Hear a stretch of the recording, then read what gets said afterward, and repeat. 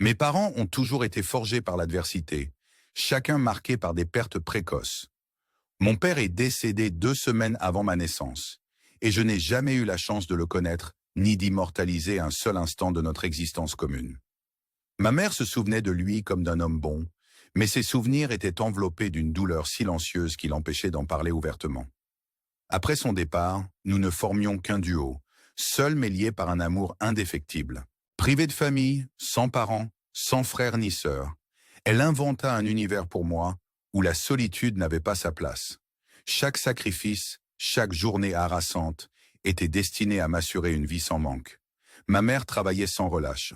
Elle acceptait tous les boulots possibles, du ménage chez les voisins, à la blanchisserie, en passant par le service en salle, et même le repassage pour des employés de bureau, tout pour que je puisse avoir accès aux opportunités d'un avenir meilleur. Quand la vie était rude et que la nourriture se faisait rare, elle se privait sans hésiter, toujours prête à mettre mes besoins avant les siens. Tandis que je recevais de nouveaux vêtements pour aller à l'école, elle se contentait tour à tour de 2 robes usées et d'un pull défraîchi. J'ai vu dans ses yeux chaque instant d'épuisement, chaque sourire de résilience. Pour moi, elle était un ange incarné, et jamais je ne me suis senti être un fardeau à ses côtés. Je me rappelle encore la seule fois où elle a élevé la voix. J'avais 16 ans. Elle toussait, pâlissait, semblait ralentir. Je savais qu'elle tombait malade, mais elle continuait d'aller travailler chaque matin. Un soir, je lui dis d'une voix tremblante, « Maman, je veux travailler, laisse-moi t'aider. Tu ne devrais pas tout faire seule. » Brusquement, elle interrompit sa vaisselle et m'adressa un regard intense que je n'avais jamais vu auparavant. « Non, répondit-elle fermement, tu n'es pas encore prêt à assumer cette responsabilité. » Je suppliai, « Je peux travailler les week-ends. » Mais elle rétorqua sèchement, « Non, Ivan. » Ce moment m'immobilisa, puis adoucissant un peu son ton, elle m'expliqua avec toute sa détermination, « Ce n'est pas à toi de prendre soin de moi, c'est moi qui prendrai soin de toi. Ton travail est d'étudier, d'obtenir les meilleurs résultats, d'intégrer les plus grandes universités pour garantir ton avenir quand je ne serai plus là. » Même quand je partis à l'université, elle refusait que j'emploie ne serait-ce qu'un petit boulot. « Étudie et fais du bénévolat pour apprendre à donner et à te renforcer, » me répétait-elle. C'est grâce au bénévolat que j'ai rencontré Linda, une âme aimable en quête de repères. Je l'ai tout de suite remarquée lors d'un projet à la banque alimentaire près du campus. Avec ses manches retroussées et son sourire déterminé, elle triant les colis, illuminait la pièce de son énergie. Linda dégageait une force et une chaleur rares, mais je pressentais en elle une distance profonde vis-à-vis de la famille. Elle ne parlait que rarement de ses parents ou de ses douleurs, comme si une ombre pesante avait toujours plané sur son enfance. Pourtant, dès sa rencontre avec ma mère, tout changea. La connexion fut immédiate, comme celle d'amis de longue date. Parfois, je plaisantais en disant « On dirait que tu aimes ma mère plus que moi. » Et Linda riait en admettant « Peut-être as-tu raison. » Au fond d'elle, je savais que Linda aspirait à la relation mère-fille qui lui avait toujours fait défaut, un lien que ma mère offrait naturellement. La vie réserve toujours ses détours. Après l'obtention de mon diplôme, j'ai décroché un emploi stable, me faisant ressentir que chaque sacrifice de ma mère avait valu la peine. Bientôt, Linda et moi emménageâmes ensemble. Et pendant un temps, tout semblait parfait, jusqu'à ce que des tensions émergent à propos de mes échanges quotidiens avec ma mère. Mes appels de 10 à 15 minutes, où je prenais de ses nouvelles, ou lui racontais ma journée, commencèrent à susciter l'inquiétude de Linda. « Est-il vraiment nécessaire de l'appeler tous les jours ?» me demanda-t-elle un jour, juste après que j'ai raccroché. Surpris, je répliquai, « Ce n'est qu'un bref appel, Linda. Elle est à ma vie. Je sais que tu t'inquiètes, mais ces échanges signifient tout pour nous deux. » Malgré sa réticence initiale, je persistai, ne voulant pas perdre ce lien forgé dans l'adversité. 2 ans plus tard, j'accomplis un rêve de longue date. J'achetai une maison pour ma mère. Ayant passé mon enfance d'un appartement loué à l'autre, sans jamais avoir un refuge qui nous appartint, je rêvais d'un foyer à nous, où aucun propriétaire ne pourrait nous en déposséder. Cette maison symbolisait plus qu'un cadeau. C'était le serment d'une promesse tenue. Naturellement, cette décision ajouta une nouvelle tension avec Linda. « Ne devrions-nous pas penser à nous d'abord ?» me demanda-t-elle. Je rétorquai, « Linda, cette maison est mon rêve depuis mon enfance. Je ne peux l'ignorer. » La situation se compliqua davantage lorsqu'elle révéla à ma mère que les clés destinées à lui faire une surprise pour son anniversaire, avaient été découvertes. Un soir, ma mère m'appela doucement. « Ivan, j'apprécie ta délicatesse, mais peut-être devriez-vous, toi et Linda, utiliser la maison quand vous vous sentirez prêt. Je ne veux pas être un obstacle entre vous. » La colère montait en moi, non pas contre elle, mais contre une situation que je n'avais jamais désirée. Je lui répondis, « Maman, cette maison t'appartient. Fais-en ce que tu veux, vends-la ou habite-y, mais tu mérites aussi de penser à toi. » Même lorsque Linda et moi nous sommes finalement mariés et avons construit notre propre foyer, la rancœur autour de ce choix demeurait, invisible mais présente. Puis, le désastre survint. Il y a 2 mois, ma mère tomba gravement malade. Désireux de lui redonner un peu de ce soin qu'elle m'avait toujours prodigué, je lui proposai de venir vivre avec nous. Linda s'y opposa, arguant que notre existence commune serait troublée par sa présence. J'essayais d'expliquer que ce n'était qu'un séjour temporaire, un soutien comme elle m'avait toujours offert. Pour tenter de concilier les 2 mondes, je louai un appartement à côté, financé de mes propres moyens, assez proche pour veiller sur ma mère, mais séparé de notre domicile. Même ce petit compromis irrita Linda. Sans enfants et submergé par nos emplois, ma routine changea. Je revenais à 18 heures, rendais visite à ma mère, puis rentrais à 20 heures pour profiter d'un temps précieux avec Linda. Les week-ends se transformèrent en une danse délicate, jonglant entre soins à ma mère, moments en amoureux, et le risque de déséquilibrer l'ensemble. Mais il y a 2 jours, Linda m'arma d'un ultimatum. « Tu sembles accorder trop de place à ta mère. J'ai besoin d'être sûr que tu bâtis ton avenir avec moi, et non avec elle. » J'étais sous le choc. « Linda, je n'ai jamais voulu que tu te sentes en second. Comprends que je fais tout pour équilibrer ces 2 relations. » Pourtant, elle, les bras croisés et le regard dur, insistait. J'avais tout mis en place à la maison. Cuisine, ménage, organisation quotidienne, pour qu'elle se sente aimée et respectée. Je préparais des bains, achetais des fleurs fraîches, laissais des petits poèmes ici et là, et organisais même des escapades mensuelles rien que pour nous. Malgré mes efforts, après tant de paroles, je craignais qu'elle ne veuille contrôler entièrement notre mariage. Un domaine restait pour moi sacré, le lien indéfectible que j'avais toujours eu avec ma mère. Face à son ultimatum, j'ai su qu'il fallait poser des limites. Si elle ne pouvait accepter cela, peut-être devrions-nous envisager un temps de séparation. Prenant mon courage à 2 mains, je lui dis « Je vais séjourner à l'hôtel pour le moment. » Je partis discrètement après avoir rassemblé mes affaires. Ce n'était pas une décision facile, mais je ne pouvais plus vivre dans un foyer régi par l'amertume et le conflit.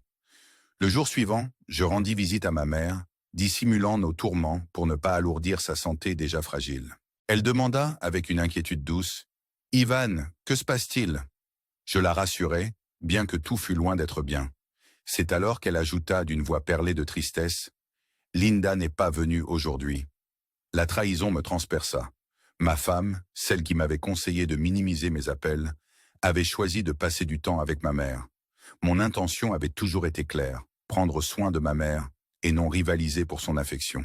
À cet instant, je compris que les réactions de Linda étaient imprégnées des blessures de son propre passé. Un jour, elle m'avait confié que sa mère lui avait fait sentir qu'elle n'était pas désirée, allant jusqu'à la qualifier d'accident. Des paroles qu'aucune personne ne devrait entendre. Peut-être aspirait-elle à ce lien nourricier et inconditionnel que seule ma mère pouvait offrir, essayant, à sa façon, de combler ce vide. J'eus alors le silence, comprenant la douleur derrière cette jalousie.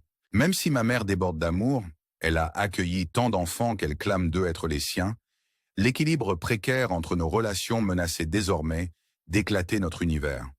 Je me souviens avec émotion de l'époque où, devenue adulte, ma mère devint une guide pour ses enfants qu'elle avait accueillis.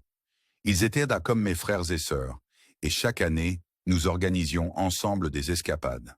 Ma mère, les enfants, Linda et moi partagions alors des moments précieux.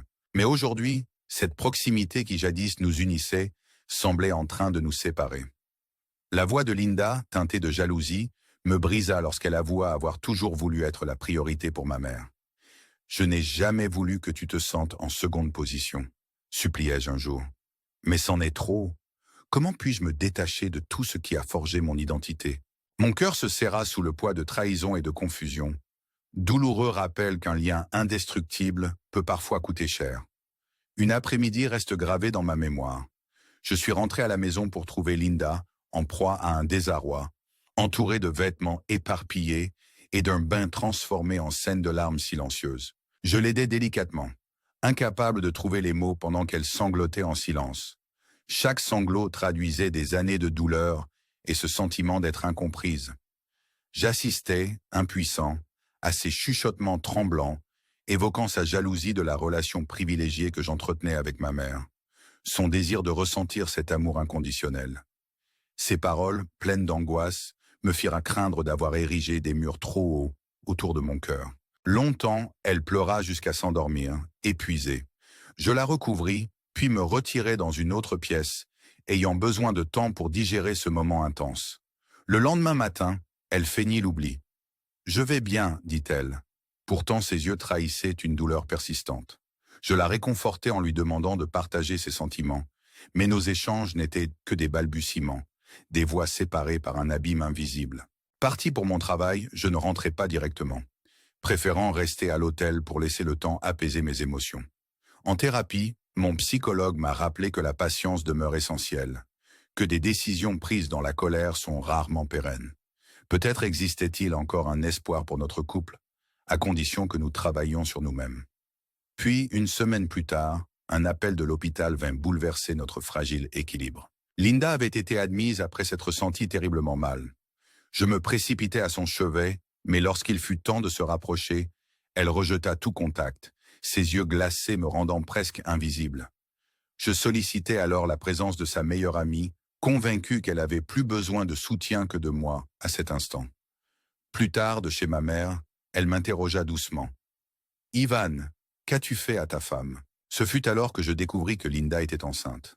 Un secret gardé jusque dans l'ultime moment. Une annonce qui me submergea d'incrédulité. Des émotions mêlées, colère, confusion et une lueur de joie inattendue à l'idée de devenir père se bousculaient en moi. Tout semblait irréel et je décidai de voir Linda pour comprendre sa vérité.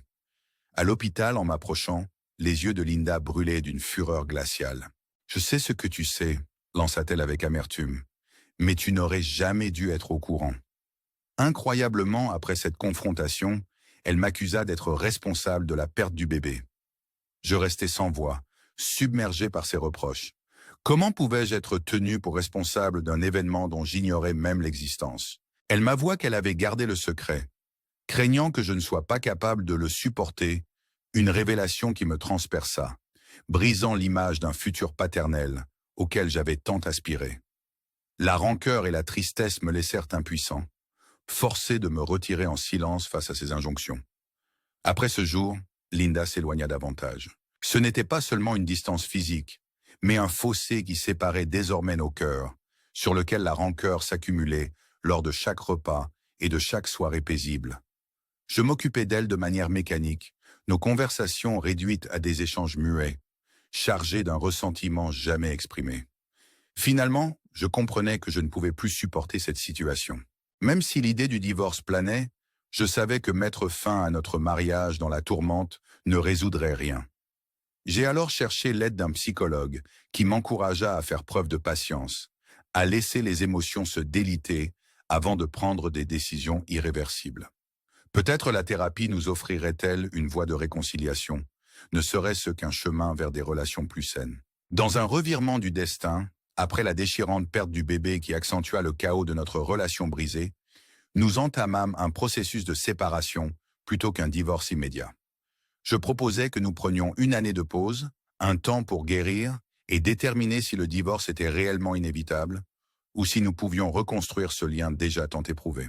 Linda accepta, espérant que ce recul lui donnerait la force de se retrouver, une chance à laquelle je m'accrochais, malgré la douleur de la trahison persistante. Durant cette période, nous avons commencé à échanger de longues lettres, un effort mesuré et sincère pour renouer le dialogue. Dans ses missives, Linda assumait ses torts et s'excusait pour l'éloignement qu'elle avait créé, admettant qu'elle devait mener ses propres batailles intérieures. Ma mère écrivit également à Linda, lui assurant que son amour n'était pas une compétition. « Tu n'as pas à te battre pour obtenir mon amour », écrivait-elle. « Il est infini et inconditionnel. » Ces échanges, écrits sur du papier, devinrent les fils ténus qui reliaient l'espoir d'une famille unie. Durant ce temps de reconstruction, j'ai déménagé en Allemagne pour que ma mère puisse bénéficier des meilleurs soins dans l'un des hôpitaux les plus réputés d'Europe, une décision qui laissa Linda se questionner sur sa place dans notre foyer. Tandis que je m'adaptais à ma nouvelle vie, entre télétravail et aller-retour hebdomadaire en France, j'invitais même l'un de mes frères adoptifs à me rejoindre. Son soutien me rappela les valeurs inaltérables de compassion et de résilience que ma mère m'avait inculquées.